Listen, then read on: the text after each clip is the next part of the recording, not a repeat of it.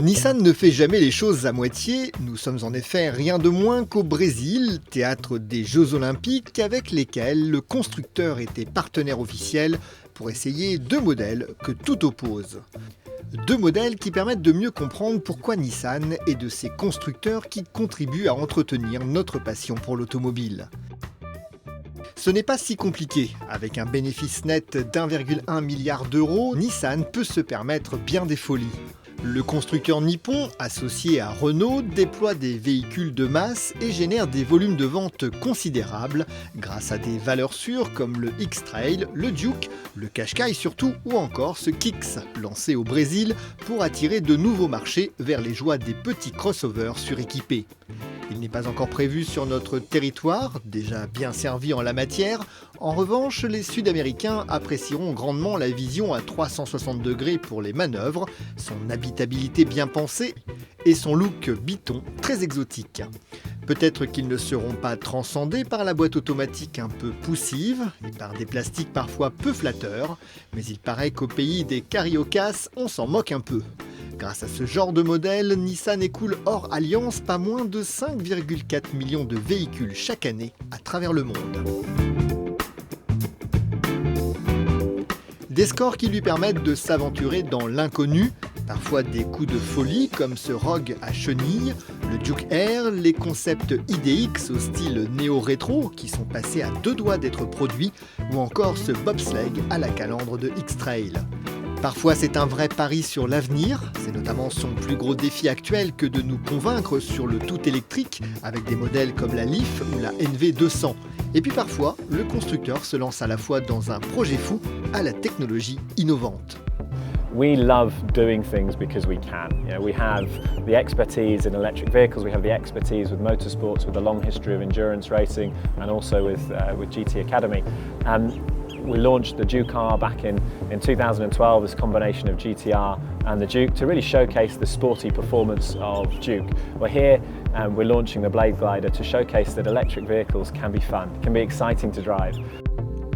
Souvenez-vous, un premier concept trônait déjà sur le stand Nissan au salon de Genève en 2014. Cette fois, cette sorte d'aile Delta sur 4 roues est aboutie au point de rouler, concrétisation d'un projet dont la genèse a commencé en 2011. Deltawing was the original inspiration from a design perspective, and it had a 1.6 DIGT engine into it, which was very, very efficient and can deliver incredible efficiency for the performance it gave. Beyond there, we moved to Zeord RC, which had 3 powertrains, and the ability to do a full lap of Le Mans in electric was proved. And then finally, moving into Blade Glider, we have a 100% zero emissions powertrain. So we really have seen a progression through to a really drivable prototype. Après plus d'1 heure de transport à s'enfoncer dans la campagne brésilienne pour rejoindre un improbable circuit de karting, il est donc sous nos yeux ce Blade Glider. Cet ovni qui semble venu d'ailleurs rien qu'à travers ses lignes. First of all, incredible unique design showing that once you have an electric powertrain, anything is possible from a design perspective, and we're going to see that, I think, going forward in the future with different types of designs possible because of the electrification of the vehicle. The second one is the power that you have in the vehicle, the 100% instant torque and that linear acceleration gives a different form of driving experience. And finally, it all happens in silence.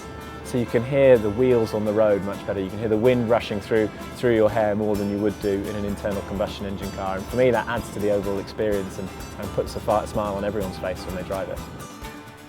Il a raison Garrett, sur le moment ça fait instantanément sourire. Là où on s'attend à ce qu'un bruit de moteur thermique démarre à un quelconque moment, le Blade Glider est déjà lancé depuis longtemps dans un léger sifflement et arbore en un rien de temps le premier virage. 0 à 100 km/h en moins de 5 secondes, voilà un avantage concret de la sportivité électrique, rendu possible grâce au moteur asynchrone logé dans chaque roue arrière, fournissant au total 268 chevaux et surtout 700 Nm de couple watté, soit 60 Nm de mieux que la dernière génération de GTR. Ces proportions aussi sont déroutantes, avec un train arrière bien plus large que l'avant. Il ne faut pas viser les points de corde trop tôt sous peine de mordre les bordures à la réaccélération. Un peu bizarre à exploiter, mais non moins attachant, c'est ça, le Blade Glider. Après 4 tours de circuit, il est temps d'en sortir, parce que sa masse reste élevée, parce que sa vitesse de pointe et son adhérence en courbe sont limitées aussi.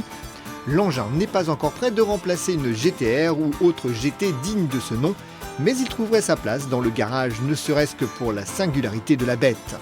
Dommage, le Blade Glider n'est pas encore officiellement prévu à la production, du moins pas tout de suite.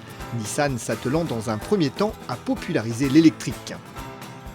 I think we're focused obviously on the Nissan Leaf and the ENV200, and we've launched recently a tour around Europe to showcase these vehicles to 1 million people, because we want people to get behind the wheel to see that the Nissan Leaf, the ENV200 are incredibly exciting cars to drive, and it's not something we focused on in the past. Going forward, we need to continue to work on improving our battery technology, of increasing the range, reducing the cost. Moralité, si vous aimez le Blade Glider, achetez une Leaf ou un NV200, car il faudra faire preuve d'encore un peu de patience avant de voir un vrai modèle sportif électrique dans la gamme Nissan. Il se dit toutefois qu'une potentielle hybridation est déjà inscrite dans le cahier des charges de la prochaine génération de la supercar GTR. En attendant, Nissan vient de lancer un nouveau modèle de masse, la Micra, méconnaissable comparé aux précédentes générations et qui a toutes les chances de séduire grâce au culot du constructeur. Après ce projet rationnel, on n'a déjà qu'une envie, c'est de savoir quel sera le prochain projet fou dicté par une passion sans limite.